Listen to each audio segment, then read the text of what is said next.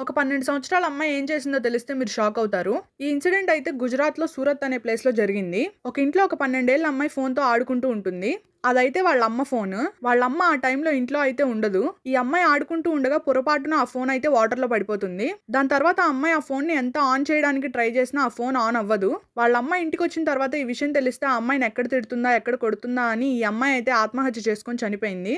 అవును. మీరు వింటున్నది నిజమే. 12 సంవత్సరాల అమ్మాయి ఆత్మహత్య చేసుకొని చనిపోయింది. చనిపోయే ముందు ఒక లెటర్ గూడా రాసి చనిపోయింది. ఆ లెటర్‌లో ఏముందంటే, "అమ్మా నేను తప్పు చేశాను. నా వల్ల ఫోన్ పాడయింది. ఈ విషయం తెలిస్తే నువ్వు ఖచ్చితంగా నన్ను తిడతావు, కొడతావు. అందుకే నేను చనిపోతున్నాను. నా గురించయితే నువ్వు ఏడవకు" అని చెప్పేసి ఆ లెటర్‌లో రాసింది. 12 సంవత్సరాల అమ్మాయికి చనిపోవాలన్న థాట్ ఎలా వచ్చిందో నాకు అర్థం కావట్లేదు. దానికి రీజన్ అయితే ఖచ్చితంగా వాళ్ళ పేరెంట్సే అయ్యుండాలి.